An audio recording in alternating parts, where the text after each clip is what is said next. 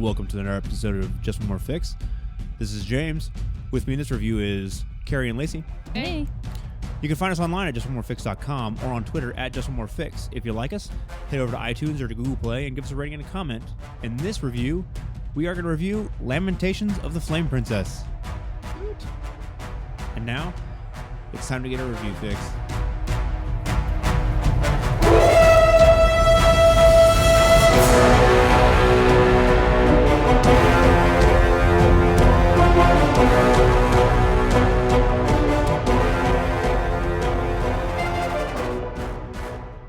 Welcome to another review. As you heard, we're going to review Just More Fix. We're going to review. We give it 2 enthusiastic thumbs up. Yeah, we're going to review Lamentations of the Flame Princess. So, one quick announcement, just to reiterate, you guys, our fiasco giveaway. So, by the time this one drops, you'll have a little bit of time left to get into it. But if you guys go online onto Twitter or onto Facebook and share one of our posts, just to try to grow our community a little bit, we'll enter you guys into a contest for our fiasco giveaway. We're going to give one away for Twitter and one away for Facebook.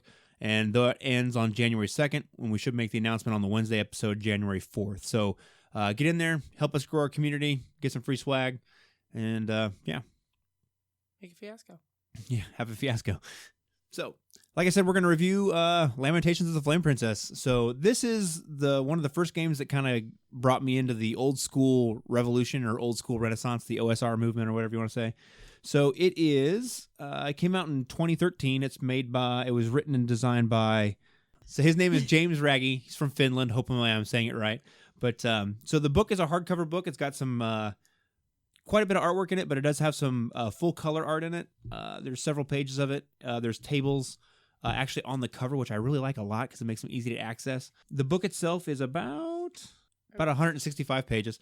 So it's a small little tome. It's a little book. It is the pamphlet size, which I have come to love a lot. Actually, they fit in my backpack a lot better, and they just, I don't know, they move better in my hands for whatever reason. Less intimidating, too, when you're trying to learn them. Mm-hmm. Yeah, it is true.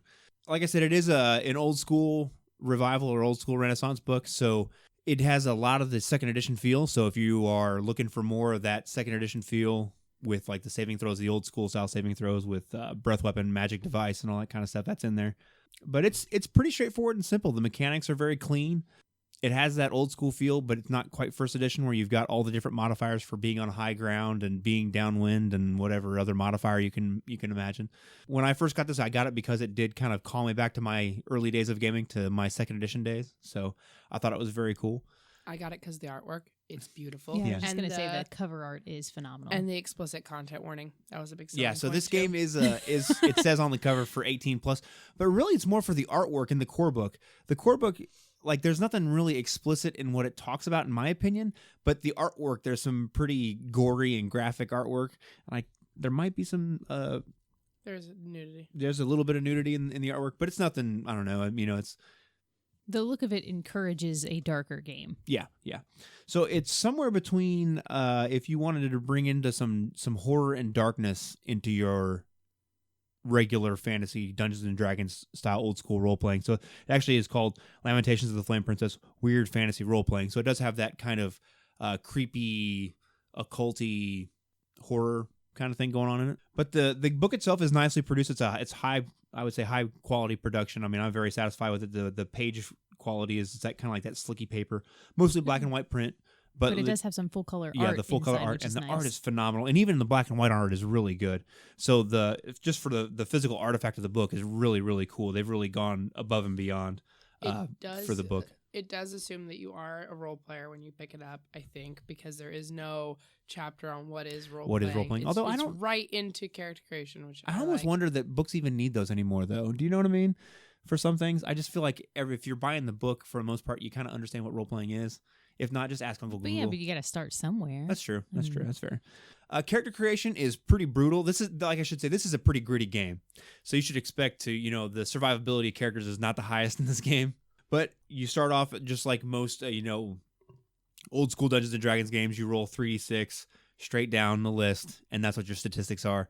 Flip 2. Yeah, and you can flip 2. And then it has your basic classes: cleric, fighter, magic user, specialist, which kind of includes, depending on which way you kind of twist it, ranger or rogue, I guess you might say. And then it has elf, dwarf, and halfling, and their races as classes. Something I like about the system is the simplified skill list as opposed to your regular, like you said, D&D style game. There's a much shorter list of skills that you have available to you. Yeah, what is And there, like then, 6 skills, I think? It depends on the It character depends on sheet the you're game. using. This is the more specific one, and it has 12, but there's quite a lot of overlap between some Right. of them. So, for example, it's got like a fine traps and then a fine stonework traps. So, you could cut some of in those the out if in you the wanted main to, book, it looks but- like it's architecture, bushcraft, climbing, languages, open doors, search, sleight of hand, sneak attack, stealth, and tinkering. But it And does have that's it. it does have 4 other slots though. It says if you need to add more in for the style of your game, it leaves those spots in there. The thing that is interesting about skill checks though is it's all done with a D6. So you fill in the pip on the color on the die, and you roll a die, and if you roll that many pips or down, you succeed. Most everything else is done with a D20. All your skill checks, all your saving throws, just like in regular Dungeons and Dragons. And then weapon damage varies, obviously, D6, D8, D4, whatever. So your skill tests are going to be more difficult to succeed at than the other style Mhm. games, but it's a much more concise list. So when you're allotting points, they're less spread out. Right. So character creation is very straightforward, very simple. All the character classes are on one page. It's very easy, very clean. Character creation for this takes 10 minutes. I think it would probably take longer if you haven't played a D&D style game. Mm-hmm. Most of us have, but yeah, even then, I would think probably 15 minutes would be your top line. Right. Mostly shorter than that, though. So it's Yeah. pretty easy. And yeah, after that, basically you're out the gate and running, ready to go. There aren't, in this main book, there aren't a lot of monsters or anything like that in there, so you kind of have to generate those on your own. But there are lots of expansion books and supplements and adventures and scenarios and stuff that come out for it, and those are all well produced as well. We'll probably review some of those in the future because there's a lot of really, really good ones that are out there. I would say this game system too deals with your amount of stuff you can carry a lot more seriously than some of your other games. So everything that you add to your equipment list goes, just neatly on the encumbrance 1, 2, chart. 3, 4, and Right. then once you hit a certain point, you add encumbrance, and it just goes up from there. I guess it does do a really good job of that because there's a lot of games where when you try to figure out how much I can carry, it gets really tedious to total Yeah. all that up, and this does it in a way that's it matters to the game, but it also you don't have to. It's no longer percentage based. Right. And You don't need a here's the CPA, size as Kurt likes to thing, say, and to try and figure it out. Yeah. So much easier, much more concise.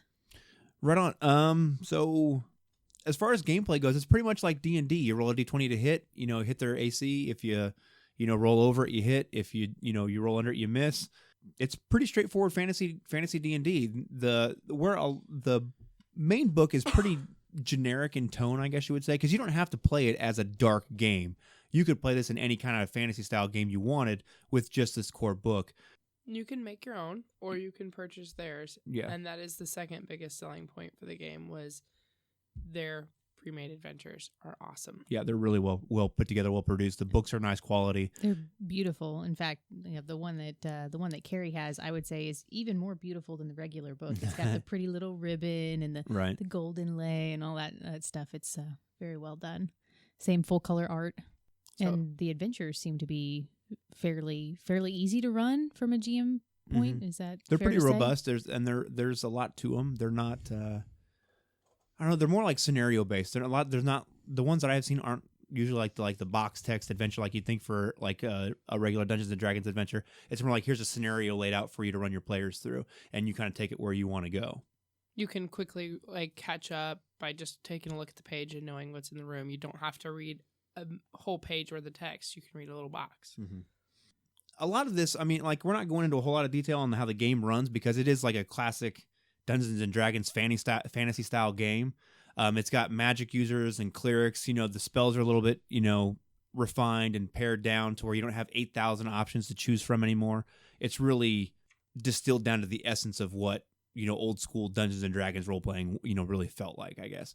What sets this game apart for you guys from a regular 3rd edition, 5th edition, 5th edition, 5th edition? What sets this game apart from a regular 3rd edition or a 5th edition game than any other fantasy product? For me, it's the fact that you don't get caught up in building a character that's grandiose or over the top and has 1.5 million magical items with a +1 to this or +1 to that. You make your character and then you get lost in the story. They do a really good job of making the rules simple, quick, done, story time, go. Right. And I like that. I like the fact that it is old-fashioned in that sense that you make a character, you're high adventuring, you're doing your thing, but you don't have to get lost in building that character, in putting in the skill points, in leveling up. It's all look at the chart, add the pluses, keep going with that story. Right. Right on. What about you, Lacey? I like how the system, like I said, with the skills, it's a little more difficult to succeed than, with your 5th edition Dungeons and Dragons game. And then kind of like I already touched on earlier, just the art and like the feel of the book itself encourages a darkness that you don't get with high fantasy Dungeons and Dragons a lot of the times. So I very much agree with what you guys have said. The art is very evocative. It, like, when you look at it, and the art and tone is kind of different from module to module, so the art emphasizes what the specific like adventure is or the world is that they have in that particular book. And just like in the main book, the art is very evocative of that darkness, that grimness. There's some death scenes in there, and this is a game that is very lethal. Your first level characters, you better have a second character in mind, maybe, because there's a good chance that you're going to take an axe to the face and you're going to die. It's not. And the rules lend themselves well to that, because it's not, like we said, 5 to 15 minutes to make your next character and you're ready to go again. You're not crying because you rolled a nat 1 and you lost the love of your life. This is, you make your next character. You have fun. The story still continues. Right. I would also like to give this game my official award for coolest name. Oh, yeah. I mean, come on. Lamentations of the Flame Princess. Yeah. Wow. Yeah, it sets the tone right out the gate with that. I was like, wow, what in the world is this thing, So if you guys see it abbreviated anywhere, it's abbreviated LOTFP, because it is a lot to type out if you're talking about it. And the rules lend themselves to any setting. That's like the core book lends itself to any of the many settings. Yeah, I guess it's something created. we should mention. In the back of the book, or the main part of the book is straightforward fantasy role playing, like your D&D style stuff with clerics and wizards and elves and dwarves and whatnot. But in the back, it does have rules for like muskets and that kind of stuff for like a Renaissance-y kind of a time period, and it addresses how the armor works differently with buff coats and pikeman style armor as opposed to like chainmail hauberks and that kind of stuff. The book itself isn't caught up in the setting. It doesn't list your possible languages. The rules are roll a die to see if you know the language when you encounter it. You're not caught in a setting based off the book that you're running out of it. So you could basically create any kind of game you want or use one of theirs. Right.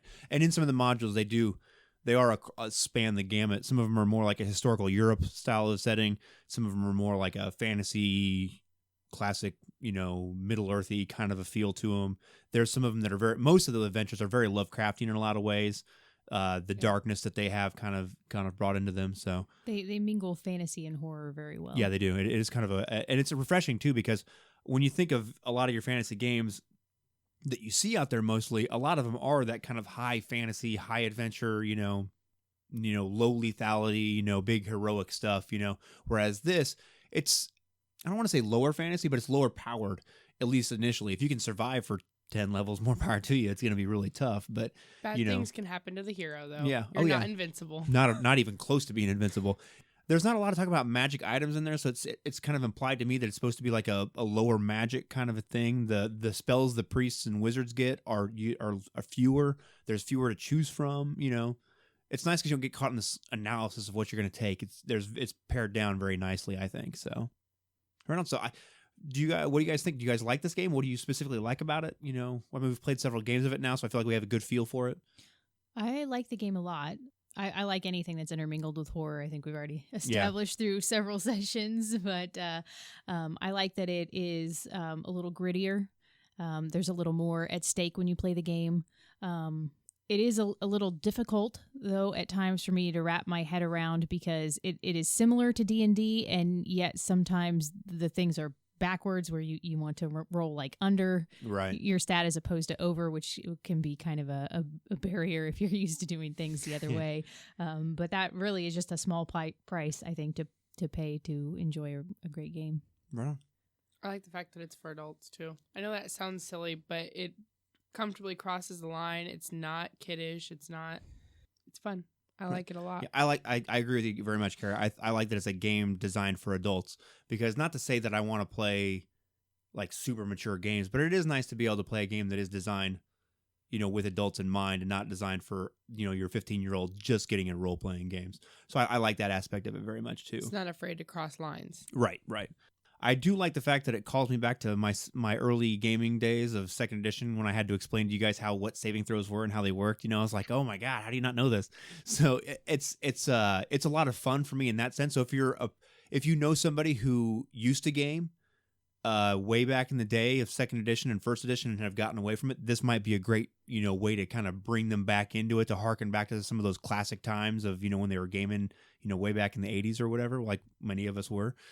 Or even people that have been gaming or new gamers but are just diehard D&D, I won't try anything different. Mm-hmm. This might be something that they would be willing to give a shot. Especially if they don't want to get back into like a 3E style game where there's a lot of crunch and synergies that you got to really kind of make sure you spend your points in the right ways. It's nice for that. So kind of touching on this a little bit already, but who do you guys think this game is for? We've already mentioned like kind of the I thought people. that's what we were talking about. I kind of thought we just like specifically mention it though. Like besides the people that are former gamers that used to game and don't game anymore, and this is a great game to get them back into it, or don't want to have all the crunch of a 3E game. Who else do you think what this game is kind of for?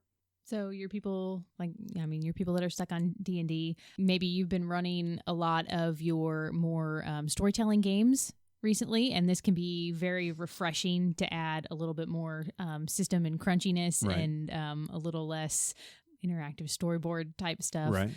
Plus, it gives you a chance to get out all those lovely shiny polyhedrals that we love and right, hold on to and break them back out of the darkness. And also, a chance to not pull punches and stab players in the neck with a goblin and watch them die and bleed out. If you're feeling creatively bankrupt, it's part of the reason I picked the game up. I really wanted to run a game. I couldn't come up with a story that I wanted to run. And the adventures are the same size as the books. They're really easy to read. They're fun to read. So I was like, I can run this. I can do this without having to come up with this grandiose storyline on my own. Right on. Yeah, it does. It is refreshing. That's the reason why I get a lot of games, is because they kind of keep my creative juices flowing, and they spark, ideas in my head and stuff. I like this game a lot. It's a lot of fun. It's easy to get into. It's kind of like got enough crunch to feel like that D&D kind of feel, that old school second edition kind of feel to it, but not so much to where I don't have to spend, 2 weeks really digesting a 400-page or 300-page rule book to totally grasp it. I picked this up. I read it in a day, and I was ready to go and off the races. Right after that, it's very straightforward and simple. So we like this game. Yes. Right on. Yeah, me too. We're actually going to play it tonight. So hooray. So check this out. I'll link it in the show notes for where it's available from. We had a lot of fun. We saw them at Gen Con and they reprinted a whole bunch of stuff because I got a bunch of adventures that I didn't think were going to be available anymore. But they've started reprinting a whole lot of stuff from what I understand. So we like it a lot. Check it out. Lamentations of the Flame Princess. And in the future, look for some of our reviews of some of the other products that come out for it. Great time. Check it out.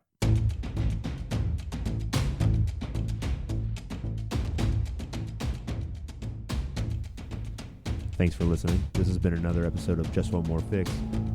Music has been provided by Kevin MacLeod. You can find him at incompetech.com. You can find us at justonemorefix.com. And follow us on Twitter at Just One More Fix.